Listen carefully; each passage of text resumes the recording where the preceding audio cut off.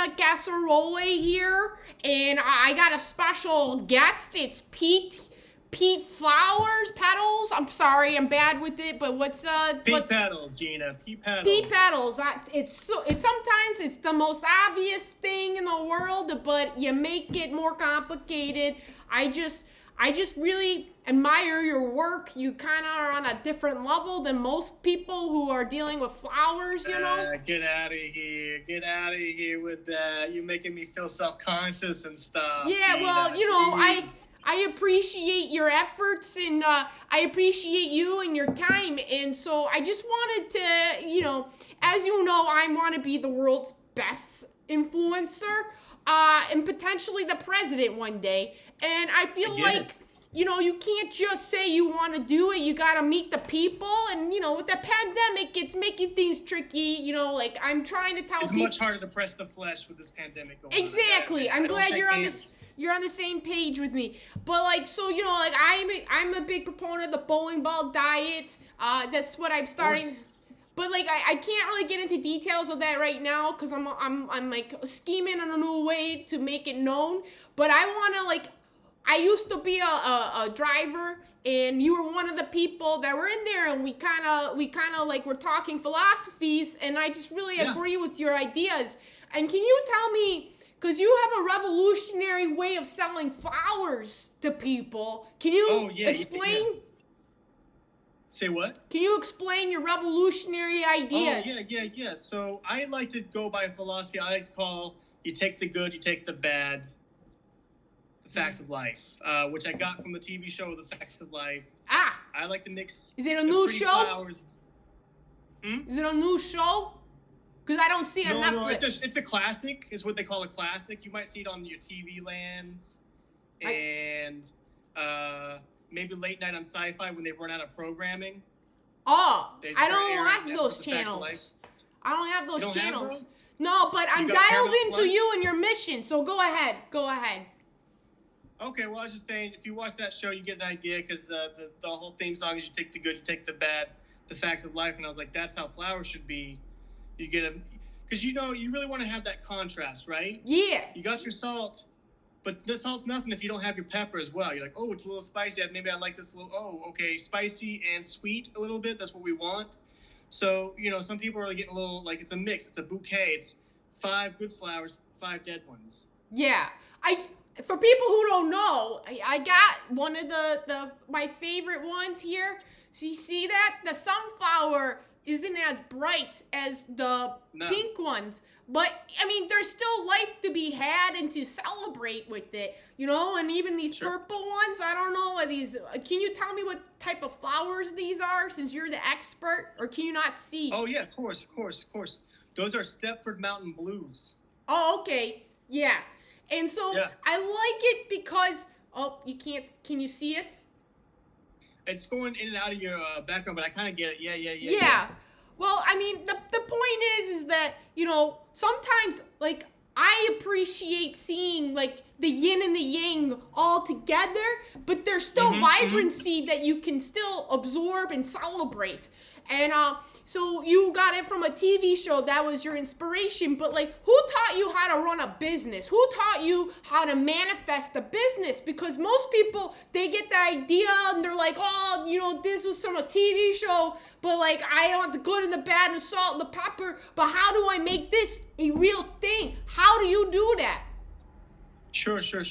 Well, my thing is, like, people are always talking about taking classes, which classes are fine, right? Right, it's a place for learning. There's a certain point where it's like, but expensive. You get that knowledge, but then it's like, are you going to use the knowledge? And most people are like, no, I'm just going to keep getting A's. I'm like, you're not getting an A in life. I want to get an A in life. Yeah. So I took a couple business classes from a local technical college, and I was like, I get it. Supply, demand. I have a supply. People demand it from me. Right, because you're taking advantage of the fact that these are old flowers, and then what are we going to do? We're going to let them go to waste? We're going to let them die? Yeah. What if people like that? I mean, we don't have goths for nothing, you know? Like, they like dead flowers. A lot of people, they like to dry their flowers at the end, you know? They like to keep that, you know? Like, there's a use for it, for sure. Yeah, for sure. Some pushback, they're like, these are old flowers, but I'm like, oh, are you against old dogs too?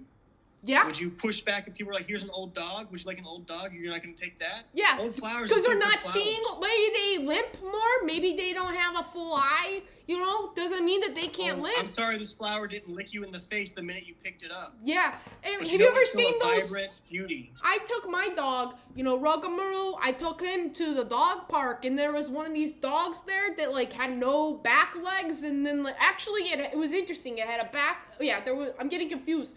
There was one, there were no back legs, and it was on those, like, cheer things. It was running around, and it was playing. It still had life in it.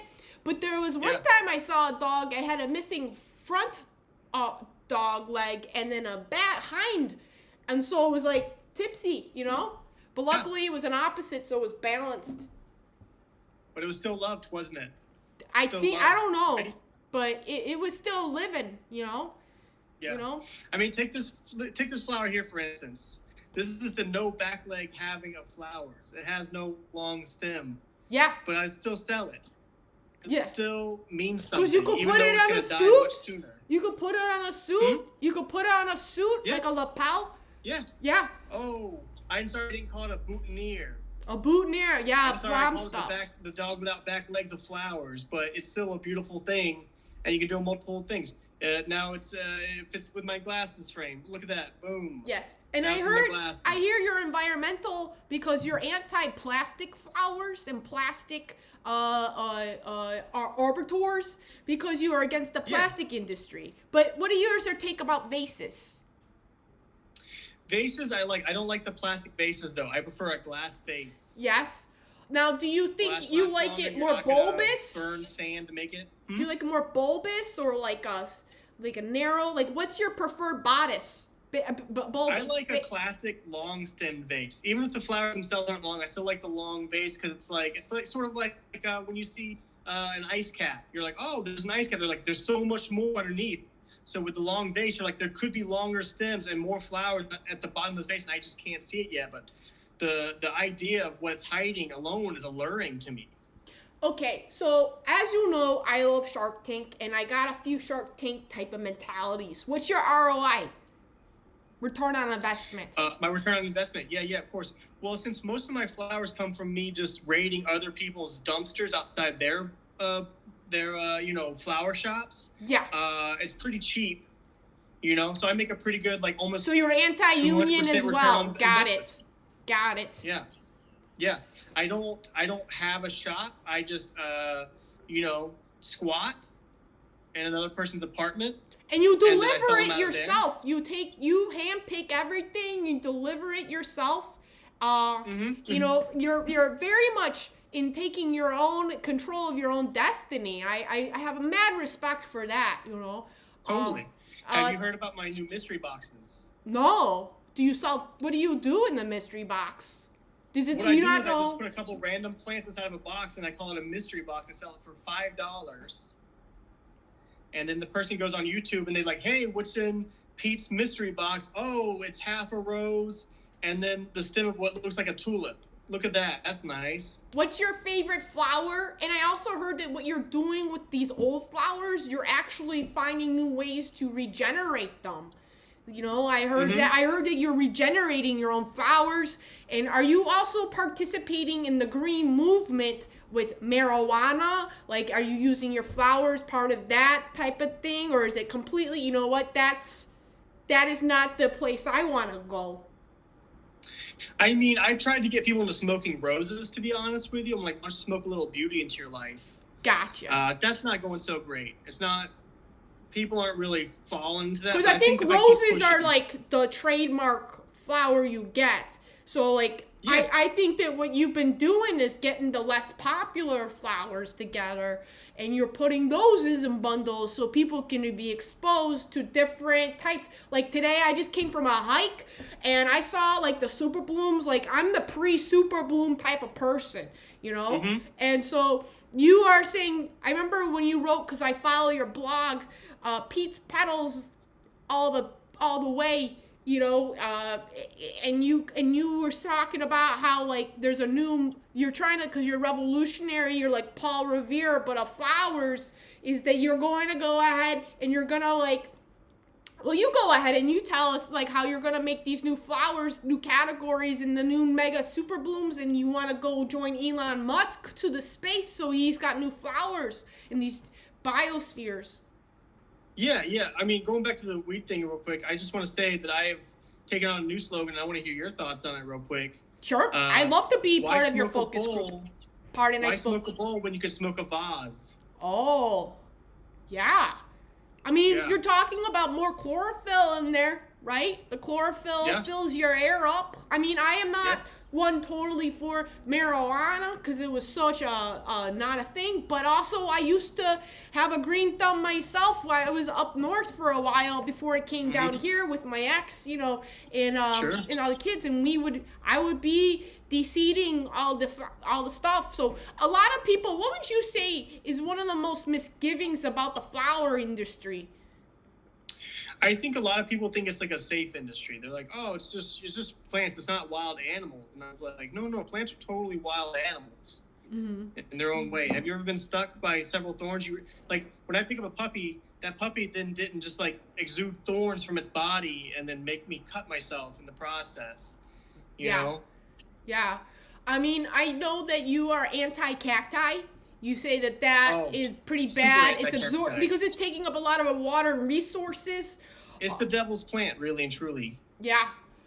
But like, you had a always traumatic like to, like, romanticize cacti, and they're like, oh, what if you're out in the desert and you need a source of water? And I was like, what are you gonna do? You got a machete on you to cut that cacti? Because that cacti is not gonna give that water willingly. No. You're gonna fight that cacti, and even then, you get what? Maybe a cup of water out of that cacti, and then what? What are you gonna do then? I know, it's not like it's aloe. Aloe is like the super mega, like so, people think algae or seaweed, but like the aloe is the cure-all. Like the aloe is the closest thing to being the sun, if you think about it, because it helps us in so many different ways that we don't even know. Like the energy it passes in between us is undeniable.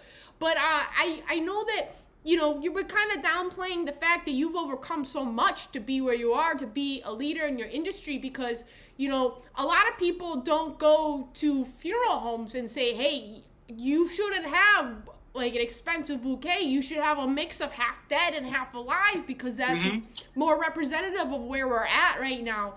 Can you tell me how many times you've been to, because you're a hustler, like, can you tell me a typical route for you, like how many people you go ahead and how you follow up or not follow up with your clientele? Right. Well, what I do is I go door to door. I used to go door to door a lot, right? And then whenever people would let me in, I was like, hey, can I get a picture of your dog with these flowers, right? And, you know, most of them are like, yeah, that's fine, cool, you know, so take a picture. I put it in my Excel book, and I put the address of where I went to see that dog, and then I mail that picture of that dog out later with the flowers. Maybe a year later, it's like, hey, just seeing if you want some more flowers. Hope your pup's doing well, you know? What happens if they don't have a dog? One guy had an iguana, and that worked out, you know, but mostly it's dogs. Cat people, not so much. The cat just starts eating the flower, and I'm like, oh, that's great. Do you want to feed your cat? Come on. Yeah. So that was how you started, and you've been in this business for, obviously it has to be longer than a year or two, because like, you know, you're knocking down, like, because like social media, like, now, what are your takes on social media? Like, are you accepting of it, or are you not accepting of it? Because, or are you selling most of your business through Amazon, or like, besides the door to door? Like, I mean, I think when you started out, you said you had one, like you used to go hang out with all of the people, because you started out in Los Angeles, like after the Dodgers game, and they're selling like the hot dogs, and you sell the half alive flowers and the half dead flowers. So you had one of those cartons. So where are you at now? So that's a lot. You asked about Amazon. Do I use it? I do a little bit. You know, I used to use eBay, but usually by the time the bidding was over, the flowers were all completely dead. And I was like, well, I can't. I want to give you a little bit of, you take the good. You know, I want to give you some good. but there's no good to be had because you bid so long on these flowers. So then I went to Amazon. Amazon's fine, you know. I heard you're a hit on Pinterest. Pinterest. I saw that you had a couple pictures on Pinterest. Yeah. Some people made some very nice, I don't know what you call them, daisy chains. The little, like, the crowns of daisies. They made them with my dead and good flowers, too, you know. And a couple... Sorry about that, Pete. I don't know. I think there's I don't know if the 5G stuff's happening or ghosts or whatever, Sure. but there's been some technology issues. But you were talking about how you were a hoot on Pinterest with your few pictures, and you got into the Quentin Tarantino movie. I sort of, my flowers kind of became popular amongst this group called Goths for the Dead. And they just really seem to really be into what I'm doing. We might have some ghosts or something here, because like last time I was recording, that's a real shame. there's some technology stuff. You know what deals well with ghosts? Hollyhocks. Get some hollyhocks in your place. I'll send them to you for free. Just send me your address after this is over, and I'll send them to you, okay? Okay, that sounds good. I like some hollyhocks. But you were saying, you were talking about how you were on Pinterest, and then and shortly after that, you were doing yoga. I think is what, maybe you not have said it today, but like in the Lyft ride I drove you, like you said that you did some yoga and drank some sodas with Quentin Tarantino, and you got it into that 70s movie. Yeah. Please go ahead and expand, because can you tell us how you're how charismatic you can be and stuff, like how that is a benefit for you? Oh, you know, like me and Q, like we go pretty far back, and he lets me pitch stuff to him, like that Once Upon a Time in Hollywood movie that he put out, right? I was like, what if, I don't know, Brad Pitt's in the movie? And he was like, oh, that's a good idea. I was like, I feel like that would sell it. Also, have you thought about calling it Once Upon a Time in Hollyhocks? Hollyhocks, yeah. Yeah, and just really get those flowers out there, because people love flowers. And he's like, I don't know so much about that one. We'll see what the producers think. And I was like, all right, I'm saying. I'm trying to tell you. They wore a lot of the flowers like you're holding right in your hand in their hair. And that, I'm sure you had a lot to do with that direction he took. I mean, who like, wouldn't? We only want the good. I was like, what about the bad? They're like, don't worry, there's going to be plenty of other bad in this movie. And I was like, all right. But I feel like you're doing yourself a disservice. That's so cool that you made such good friendships with such powerful and influential people just by being yourself, and they respect you when you do that. So I know we gotta go because you said you have a big order to prepare for. I think you had to deal with the fact that the homeless are being rehoused right now, and you are like trying to work with them in a program, which sounds pretty exciting and intense. But anyways, I just wanted to know, like, what's your overall philosophy in life in terms of business and also in your personal life? I mean, really and truly, it's just the company slogan. You take the good, you take the bad, the facts of life.